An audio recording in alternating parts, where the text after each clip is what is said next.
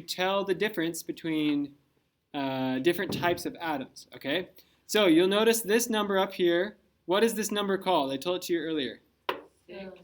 It's a number 6, but what is it called? Do you see how there's one for each of the elements? The amount of protons, but the technical name for it is called the atomic number, okay? I can't even see it. So this is called the atomic number, all right? So you'll notice that is like the number one thing that is on all of these cards is the atomic number, all right? And it goes all the way from 1, and then 1, 2, 3. It goes from 1 all the way up to what? What's the biggest one we have here? 266. 118. That's the biggest one I see. I'm looking at the bottom. Oh, that's an atomic weight. We're going to talk about that later, okay? So this element, oganesson, which I've never heard of before, has 118 protons in it, okay? Now, protons are one of the most important particles in an element because protons are how we identify an element. So the only thing that matters for picking if something is carbon or nitrogen or fluorine or hydrogen is the number of protons, okay? So how many protons does nitrogen have? Can you tell me? 7. 7, that's right. Okay, how about aluminum? How many protons does it have? 13. 13, you got it. How about iron? How many? 26. Okay, magnesium? 12. What about iridium? How about that one? 77. Okay, so I think you get it. It's pretty easy. Raul, maybe you can move back that back one or that up. Where Jesse used to sit. Sure. Okay, so finding out the number of protons is pretty easy. Okay. So when you are drawing let's pick 2 simple elements. Okay, which ones do we want? Where is it? So let's pick some from one of these top 2 rows here. So let's pick 2. Which ones do you guys want? Could do. How about lithium? Because we were going to do lithium before. So let's draw an Li for lithium. Okay, Li. And what's another one that you guys want to learn about? Boron. Which one? Boron? Yeah. Okay, boron. That's a B. Okay. Okay, so let's start with protons. Let's have protons be this gray color, just because I don't want to switch it right now. So how many protons does lithium have? 3. So let's draw 3 protons. 1, 2, 3. Okay, and that's how we know that it's a lithium atom because it has 3 protons. Now let's go to boron. How many protons does boron have? 5. Okay. So let's draw 5. 1, 2, 3, 4, 5. Okay. Now we got our protons done. The next thing we want to look at is the number of neutrons that are in the nucleus, okay? So now we're going to talk about this number down here. This number is called atomic weight, okay? And atomic weight is the average number of particles that are in the nucleus. That's the simple way of explaining it, okay? So on average, lithium has 6.94 particles in the nucleus, which is about how much? 7. So usually there's 7 particles in the nucleus of a lithium atom, okay? So if 3 of those particles are atoms, because we know we have this number 3 here, how many neutrons are there in a lithium atom? 4, that's exactly right. So if lithium, the atomic weight is normally about 7, atomic weight is normally about 7. You can do about by drawing these little curly equal signs. That's bad curly. It's about 7. Minus 3 protons equals you have 4 neutrons, okay? So let's pick a different color for neutrons. How about this one? Red. Does that work? Can I draw red now? Nope.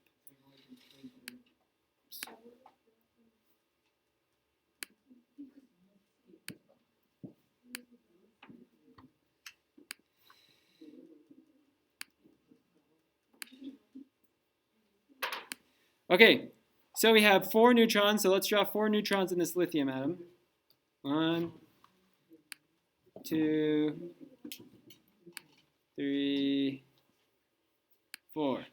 Okay, now let's check out boron really fast. Okay, so if we round this number, what whole number do we get to for boron?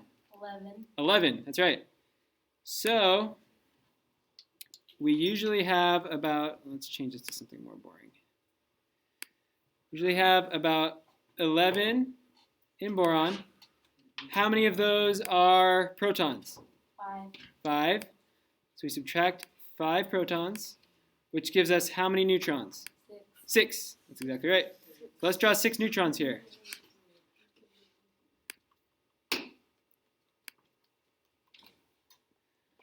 2, 3, 4, 5, and 6. So there's your neutrons. Okay.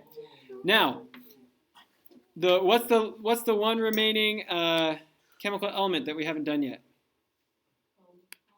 We've done protons, we've done neutrons. What's the other one? Electrons. Okay. So let's pick another color for electrons. How about blue?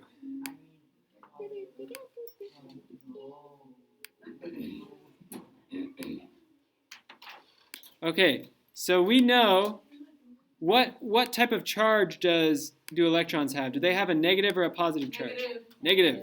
That's exactly right. Raul's learning that in Ingenuity right now. Protons are positive and neutrons are neutral. That's exactly right. Neutrons, that means they don't go negative or positive. That's true. So where are we going? Okay, so if, let's say, theoretically, I have a lithium atom that has 3 protons and 2 electrons. What's the charge on the lithium atom? One proton, like one positive. 1 extra proton, so 1 positive, okay?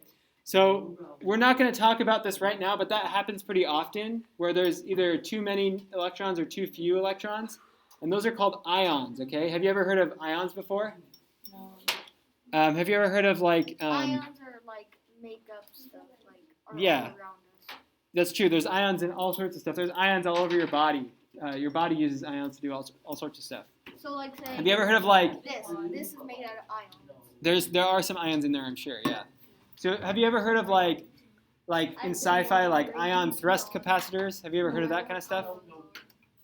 Or, what's the thing they always keep trying to invent that never works? There's like an ion, there's an engine they're trying to make to fly around in space that uses electricity and no fuel. And I can't remember what it's called.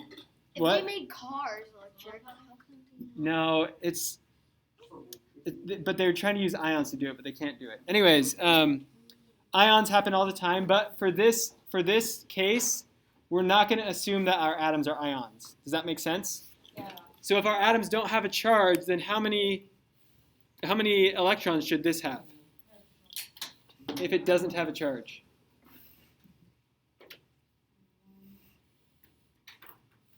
Because it has 3 protons, so how many electrons? If there's no charge. 3 protons and what?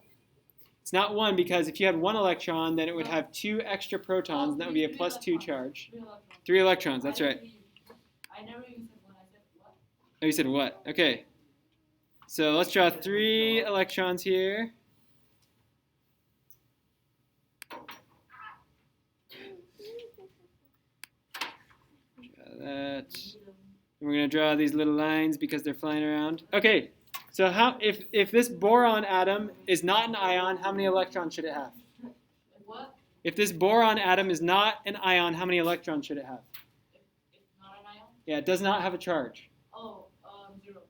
Well, we have 5 protons. Oh, I can see. 5 electrons. That's exactly right. So it should have 5 electrons. Let's draw 5 electrons. 1, 2, 3, 4, 8, 5. Okay. Does that make sense? Okay. So this is a periodic table. It's an organization of all of the different elements. It tells us all sorts of important information about them, and it helps us to better understand chemistry. And we can use it to learn how many protons an atom has, how many neutrons it has on average, and all sorts of other stuff which we're not going to talk about now, but you'll learn about later. Okay? Does that make sense? Yep. All right.